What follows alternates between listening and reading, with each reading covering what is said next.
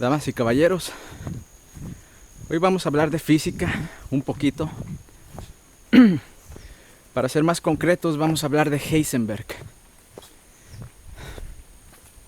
¿Quién fue Heisenberg? Heisenberg fue uno de los personajes más importantes del siglo XX.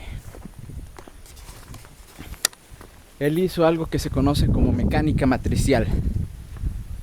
Y para ponerte en perspectiva, la mecánica matricial fue uno de los descubrimientos más importantes referente a la mecánica clásica, a la mecánica cuántica.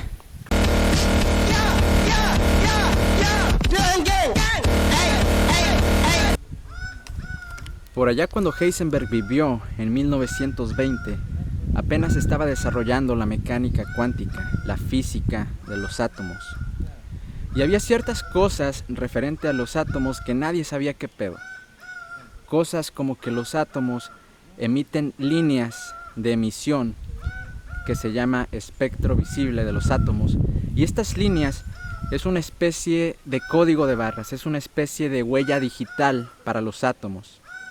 Recordemos que la tabla periódica de los elementos tiene 118 elementos y a cada uno de esos elementos le corresponde un átomo diferente. Cada uno de esos elementos tiene sus propias líneas de emisión y no se repite para ninguno de los otros elementos.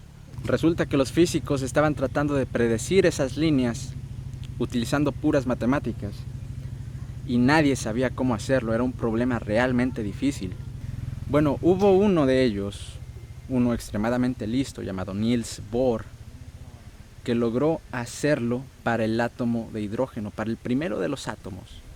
Niels Bohr logró predecir las líneas espectrales para el átomo de hidrógeno.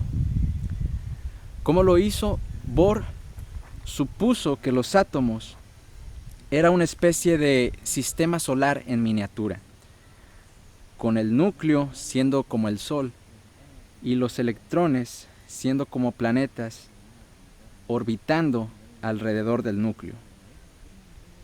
Con esta sencilla suposición, Bohr fue capaz de predecir las líneas espectrales para el átomo de hidrógeno. Y todo bien, fue un descubrimiento fascinante, fue algo increíble. El único problema era de que lo que funcionaba para el átomo de hidrógeno no funcionaba para ninguno de los demás. Entonces los físicos se pusieron a trabajar, siguieron pensando nuevos modelos y nuevas formas de hacer modelos atómicos para predecir las líneas espectrales para todo el resto de elementos que faltaban. Pero ninguno podía hacerlo, ninguno podía, era difícil. Entonces llegó Heisenberg.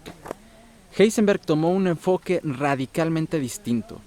Mientras todos los físicos estaban pensando en modelos planetarios con el núcleo y los electrones como bolitas que tienen su órbita definida, Heisenberg dijo: eso está en nuestra imaginación. Nada nos dice que los átomos en sí sean como bolitas orbitando alrededor de un núcleo. ¿No estaremos decidiendo qué es el átomo antes de siquiera saberlo? Él dijo: ¿por qué no trabajamos con las cosas que realmente podemos ver en los experimentos? ¿Qué podemos ver con las líneas espectrales para cada uno de los elementos? Podemos ver los niveles de energía, el voltaje, podemos ver la frecuencia de la onda, podemos ver la separación entre las líneas. Vamos trabajando con eso. Y así Heisenberg empezó a trabajar en su modelo sin pensar previamente cómo sería el átomo, únicamente utilizando lo que él llamó observables. Y así siguió trabajando durante meses, años. Incluso hubo una ocasión en la que se enfermó, le dio una alergia y tuvo que irse de Alemania a una isla libre de cualquier cosa que le diera alergia. Y ahí siguió trabajando en su proyecto. Y un día, una noche, cerca de las 3 de la madrugada, por fin completó sus resultados.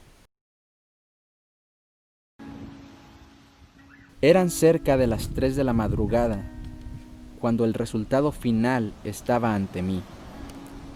Estaba tan emocionado que no pude dormir. Salí de casa y me senté frente al mar, esperando el amanecer. Había nacido la mecánica matricial. Gracias a esta teoría, podemos saber cómo funcionan los átomos y utilizarlos para crear tecnologías muy pequeñas. Se puede decir que gracias a la teoría atómica y a la mecánica matricial podemos usar cosas como los celulares, los chips y las computadoras. Bien, esto fue todo, chavales. Aquí estoy en el ojo de mar, Minatitlán, Colima. Chau, chau.